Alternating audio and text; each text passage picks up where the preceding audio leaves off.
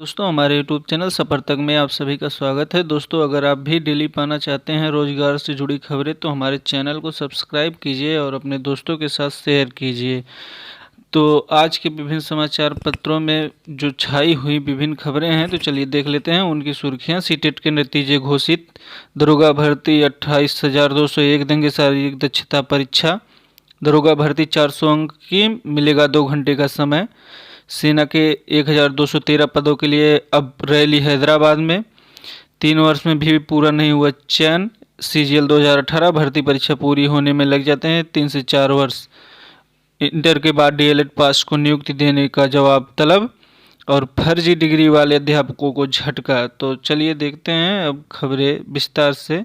CTET के नतीजे घोषित। पेपर 1 में 4,14,798, पेपर 2 में 2,39,501 परीक्षार्थी सफल हुए हैं। केंद्रीय माध्यमिक शिक्षा बोर्ड ने देश भर में 31 जनवरी को हुए central teacher eligibility test CTET के नतीजे घोषित कर दिए हैं। नतीजे CET की वेबसाइट और CBSE के वेबसाइट पर देखे जा सकते हैं। पेपर 1 में 4,14,798 और पेपर 2 में 2,39,501 उम्मीदवार सफल घोषित किए गए हैं। उम्मीदवारों को मार्कशीट डिजिलॉकर के माध्यम से उपलब्ध होगी। इससे वह मार्कशीट कभी भी कहीं भी इलेक्ट्रॉनिकली भेजी जा सकती है। CET के पेपर 1 में कुल 16,11,423 उम्मीदवार पंजीकृत, जिसमें 12,47,217 परीक्षा में बैठे थे। इनमें से 4,14,798 सफल घोषित किए गए। पेपर 2 के लिए 14,47,551 उम्मीदवार पंजीकृत हुए थे, जिनमें 11,04,454 ने परीक्षा दी थी। इसमें से 2,39,501 को सफल घोषित किया गया। परीक्षा का आयोजन 135 शहरों के 3,938 केंद्रों पर किया गया था। बोर्ड ने सामाजिक दूरी और अन्य कोविड-19 संबंधी सुरक्षा उपायों को बनाए रखने के लिए 23 अतिरिक्त शहरों में परीक्षा केंद्र की व्यवस्था की थी। शहरों की संख्या को 112 से बढ़ाकर 135 किया गया था। वर्ष 2018 में बोर्ड ने डिजिलॉकर के माध्यम से मार्कशीट उपलब्ध कराने की व्यवस्था शुरू की है। एक दूसरी खबर देख लेते हैं। जेईई मेन 95% अभ्यर्थी एजेंसी NTA ने शुक्रवार को बताया कि जेईई मेन 2021 का पहला चरण संपन्न हो गया। पहले चरण की परीक्षा में 23 से 26 फरवरी तक हुई। इसमें 6,61,776 अभ्यर्थियों ने पंजीकरण कराया था। केंद्रीय शिक्षा मंत्री रमेश पोखरियाल निशंक ने ट्वीट किया कि पहले चरण में 95% अभ्यर्थी शामिल हैं। उन्होंने उम्मीद जताई कि NTA भविष्य में भी सफलतापूर्वक परीक्षाएं आयोजित कराएगा। NTA ने एक बयान में कहा कि पेपर फर्स्ट BE BTech में 95% अभ्यर्थी शामिल हुए, जबकि paper 2A B arc 2B planning के 81.2% अभ्यर्थियों ने हिस्सा लिया। 95% अभ्यर्थियों को उनकी पहली पसंद का केंद्र और शहर आवंटित किया गया। Colombo, Doha, Dubai, Kathmandu, Muscat, Riyadh, Sharjah, Singapore और कुवैत समेत देश के 331 शहरों में परीक्षा आयोजित की गई। लॉकडाउन के चलते बहरीन में परीक्षा नहीं करा जा सकी।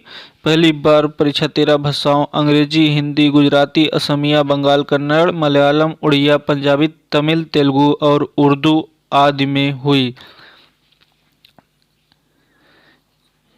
SSC CPO SI दरोगा भर्ती 28,201 देंगे शारीरिक दक्षता परीक्षा। चलिए देखते हैं खबर। कर्मचारी चयन आयोग SSC दिल्ली पुलिस की दरोगा भर्ती 2020 की शारीरिक दक्षता परीक्षा कराने जा रहा है। भर्ती की पेपर 1 परीक्षा में 28,201 अभ्यर्थी इस इम्तिहान के लिए योग्य मिले हैं। इनमें से 2,239 महिला व 25,962 पुरुष अभ्यर्थी हैं। यह परीक्षा आयोग के क्षेत्रीय कार्यालयों में होगी। SSC ने दिल्ली पुलिस की दरोगा भर्ती की पेपर 1 परीक्षा 23 से 25 नवंबर 2020 तक कराई थी। यह इम्तहान जो है कंप्यूटर बेस्ड पे कराया गया था। अभ्यर्थियों को मिले अंकों को नॉर्मलाइज करके परिणाम तैयार किया गया है। इसके बाद उत्तीर्ण अंक वर्गवार तय किया गया है। इसमें 2,239 महिला अभ्यर्थियों का चयन हुआ है। इनमें से सामान्य के 668, OBC के 663, SC के 433 व ST के 186 व अन्य हैं। इसी तरह 25,962 पुरुष अभ्यर्थियों में 4,482 सामान्य वर्ग के, जबकि 7,908 OBC वर्ग के, 4,781 SC व 2,473 ST सहित अन्य वर्गों के अभ्यर्थी शामिल हैं। इन अभ्यर्थियों को अब शारीरिक दक्षता परीक्षा के लिए बुलाया जा रहा है। इम्तहान क्षेत्रीय कार्यालयों पर होगा। अभ्यर्थी इसके लिए वेबसाइट देखते रहें। फाइनल आंसर की 5 मार्च से 4 अप्रैल शाम 6 बजे तक अपलोड की जाएगी। परीक्षा में उत्तीर्ण व अनुत्तीर्ण अभ्यर्थियों के अंक वेबसाइट पर 3 मार्च को अपलोड किए जाएंगे। अभ्यर्थी उसे 24 मार्च तक देख सकते हैं। दरोगा भर्ती उत्तर प्रदेश यूपीएसआई बहुत समय से इंतजार करने वाले छात्रों के लिए बहुत ही बड़ी खुशखबरी है। दरोगा भर्ती परीक्षा 400 अंक की, मिलेगा 2 घंटे का समय। यूपी पुलिस में दरोगा व समकक्ष पदों की भर्ती के लिए अभ्यर्थियों को 400 अंकों की ऑनलाइन लिखित परीक्षा देनी होगी। परीक्षा 2 घंटे की होगी। उत्तर प्रदेश पुलिस भर्ती व प्रोन्नति बोर्ड के अधिकारियों के अनुसार अलग अलग 4 विषयों का अधिकतम 100 अंकों का एक एक प्रश्न पत्र होगा। वो जो 4 विषय हैं उनमें हिंदी, मूल विधि, संविधान, सामान्य ज्ञान, संज्ञानात्मक व मानसिक योग्यता परीक्षा तथा मानसिक अभिरुचि परीक्षा, बुद्धिलब्धि परीक्षा, तार्किक परीक्षा विषय शामिल होंगे। ऑनलाइन लिखित परीक्षा के प्रत्येक विषय में 35% तथा कुल 50% अंक या उससे अधिक अंक लाने वाले अभ्यर्थी ही भर्ती के लिए पात्र होंगे। अभ्यर्थी के प्राप्तांकों का नॉर्मलाइजेशन किया जाएगा। सफल अभ्यर्थियों को अभिलेखों की जांच व शारीरिक मानक परीक्षा में आमंत्रित किया जाएगा। अंत में शारीरिक दक्षता परीक्षा होगी, जिसमें पुरुष अभ्यर्थियों के लिए 4.8 किलोमीटर की दौड़ 28 मिनट में पूरी करना आवश्यक होगा। महिला अभ्यर्थियों के लिए 2.4 किलोमीटर की दौड़ 16 मिनट में पूरी करना जरूरी होगा। दरोगा भर्ती के तहत पुरुष व महिलाओं के लिए उप निरीक्षक, नागरिक पुलिस तथा पुरुषों के लिए प्लाटून कमांडर, पीएससी व अग्निशमन द्वितीय अधिकारी के लिए कुल 9,534 पदों पर सीधी भर्ती 2020-21 के लिए 1 अप्रैल से आवेदन किए जाएंगे। अभ्यर्थी 30 अप्रैल की रात 12 बजे तक आवेदन कर सकेंगे। सेना में 1213 पदों के लिए भर्ती रैली अब हैदराबाद में। कोरोना जैसी आपदा में सेना की तरकीब बेरोजगार युवाओं के लिए अवसर बनकर आई। सेना ने कोरोना के चलते 2 बार टाली जा चुकी भर्ती रैली का संकट टालने के लिए भर्ती स्थल ही बदल दिया। साथ ही सेना ने 1213 पदों को सरेंडर होने से भी बचा लिया। महाराष्ट्र के नासिक रोड की एचक्यू की यह भर्ती रैली अब पार्टी सेंटर हैदराबाद में शिफ्ट कर दी गई है। शुक्रवार को रक्षा मंत्रालय ने इस संबंध में आदेश भी जारी कर दिए हैं। यूनिट हेडक्वार्टर कोटा यूएचक्यू के तहत सभी रेजिमेंटल सेंटरों में सेवारत जवानों, पूर्व सैनिकों, बलिदानियों व दिवंगत भूतपूर्व सैनिकों आश्रितों की भर्ती होती है। यह भर्ती सैनिक, जीडी, ट्रेडमैन जैसे पदों पर आयोजित की जाती है। रक्षा मंत्रालय के निदेशालय भर्ती द्वारा नासिक रोड आरटी सेंटर में वित्तीय वर्ष 2021-20 के तहत 1213 पदों पर यूएचक्यू की रैली करने का आदेश 20 मार्च 2020 को दिया गया था। कुछ दिन बाद ही कोरोना के कारण देश भर में लॉकडाउन हो गया। नासिक रोड आरटी सेंटर ने 2 बार यूएचक्यू भर्ती रैली के लिए वहां के जिला प्रशासन को पत्र लिखा, लेकिन राज्य सरकार ने कोरोना का नाम पर रैली की अनुमति नहीं दी।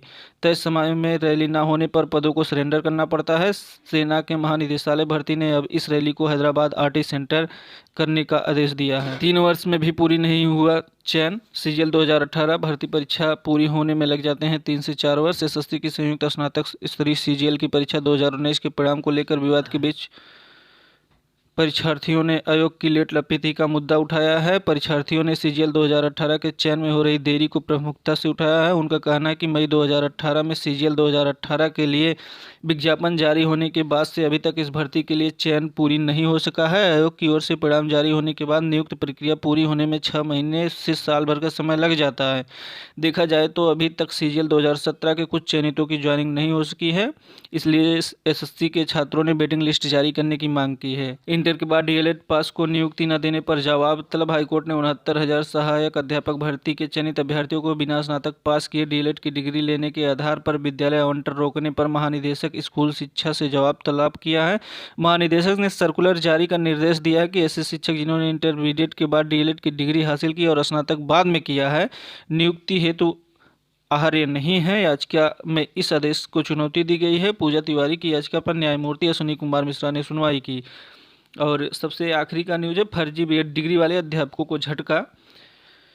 इलाहाबाद हाई कोर्ट की खंडपीठ के अहम फैसले से फर्जी बीएड डिग्री लगाकर शिक्षक बनने वालों को तगड़ा झटका लगा है। कोर्ट ने वर्ष 2005 में बीआर अंबेडकर विश्वविद्यालय आगरा की बीएड की फर्जी डिग्री के आधार पर प्राथमिक विद्यालयों के नियुक्त हजारों सहायक अध्यापकों की नियुक्ति रद्द कर बर्खास्त करने का आदेश दिया है। अंकपत्र में छेड़छाड़ के आरोपितों को जांच 4 महीने में पूरी करने का निर्देश दिया है। कोर्ट ने एकल पीठ की ओर से विश्वविद्यालय को दिए जांच के आदेश को सही माना है कि कहा है कि जांच होने तक 4 माह तक ऐसे अध्यापकों की बर्खास्तगी स्थगित रहेगी, वे वेतन सहित कार्य करते रहेंगे। यह जांच परिणाम पर निर्भर करेगा। कोर्ट ने जांच की निगरानी कुलपति को सौंपी है। यह आदेश न्यायमूर्ति एन भंडारी व न्यायमूर्ति सौरभ श्याम शमशेरी की खंडपीठ ने किरणलता सिंह सहित अध्यापकों की विशेष अपील को निस्तारित करते हुए दिया है।